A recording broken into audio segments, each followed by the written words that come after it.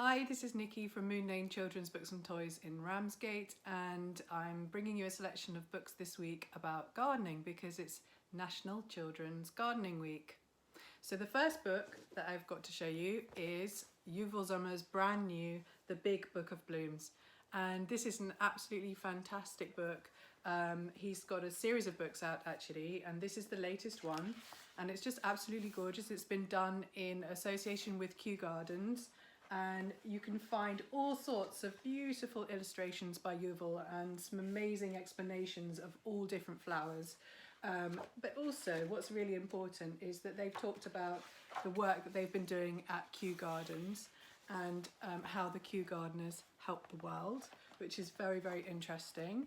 And then there's a really lovely bit towards the back where how you grow your own flowers if you don't actually have a garden, which I think especially during this time at the moment, I think it's so important to know that no matter what your space is, you can grow plants around where you live. So here we've also got, and what's also great is that there's a search and find throughout the whole book. You can look for lots of little golden bulbs, which is really a lot of fun. So highly recommend that one, just now released.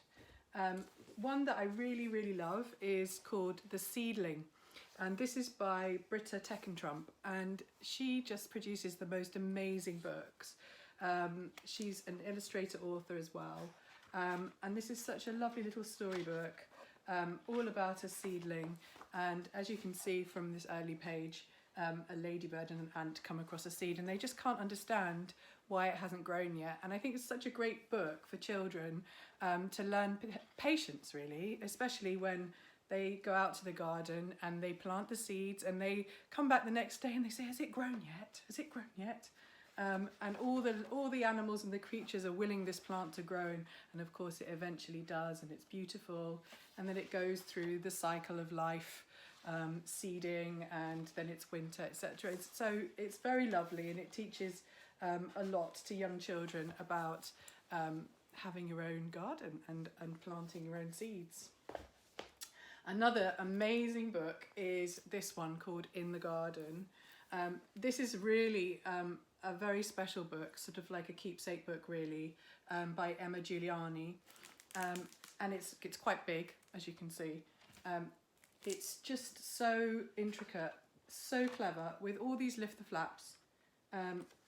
So it follows the story of this brother and sister, Plum and Robin, and their garden throughout the seasons, and it's just so beautiful with all the decoration and the detail. It's just amazing. I would thoroughly recommend it, especially for a gift. That kind of book. It's fantastic. Okay, moving on.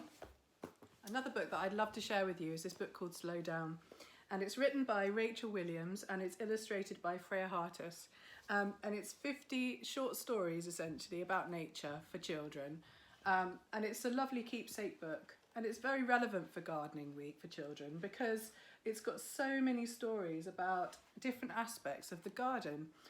They could be talking about birds or snails, or what have we got here? We've got a sparrow taking a bath. We've got dew collections on a leaf. So all sorts of things to notice and to learn about just being outside in your garden. So I would recommend this, especially for the attention span of young children and wanting to get them, to know a bit more about nature. It's just a couple of pages per story, so it's just ideal really, just to dip in and out every now and again. This is one of my real favourites, My Butterfly Bouquet by Nicola Davies, and it's illustrated by Peck. It's such a sweet story, and just look at this. Inside you just get the most amazing guide to butterflies, and I know we've had some fun in the garden spotting butterflies using this book. So this story is about a little girl, and she's been a bit poorly, and it's winter time, and her daddy has a great idea, and he takes her to a butterfly house, and she's just marvelled at all the colours and everything of the butterflies. And towards the end of the book, seasons change, and Mummy and Daddy help her to plant her own garden, and so that she can attract some butterflies. And of course, it's such a lovely happy ending, and it's just such a great feeling when you get to the end of this book. I would thoroughly recommend it. And, of course, lots of lovely learning to be done about butterflies and the life cycle of butterflies. Another book I want to share with you is Mrs. Noah's Garden. And this is by Jackie Morris and illustrated by James Mayhew. And it's an absolutely beautiful book. And it follows on from the story of Noah and the Ark. And they finally found somewhere new to live, but Mrs. Noah, she's missing home. But luckily, she's brought some seeds and seedlings in her coat pocket. And so she, with the help of all the children, they get digging and they start planting a new garden. And then over the next few months, the beautiful garden comes to life. And then they realise that they found home is where the heart is. And also, for Mrs. Noah, home is where her beautiful garden is, where she can breathe new life into it. Beautiful. So what did you have for breakfast? Well, I'm not a sunflower and I didn't have sunshine for breakfast, but this amazing book by Michael Holland and it's illustrated by Giordano is just absolutely fantastic. Not only is it beautiful, it's also got lots of activities, really, really simple activities for children to learn about plants and how they grow, but also to how they're affected by us on the planet, how the planet affects them, the history of them, the uses of them, and it's just so accessible.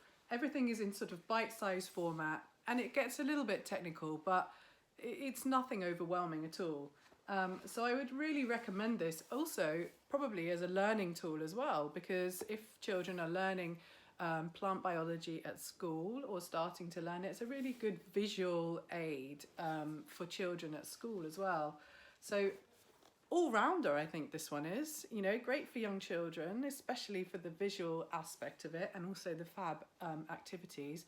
But I would say for older children as well and adults, because there's so much to learn and it's so accessible. So yeah, thumbs up for that one.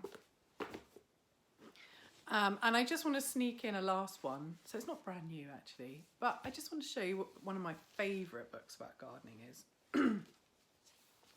So this is The Night Gardener and it's by the Fan Brothers.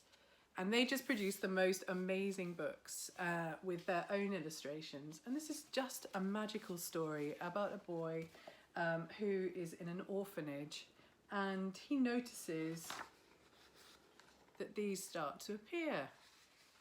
Topiary.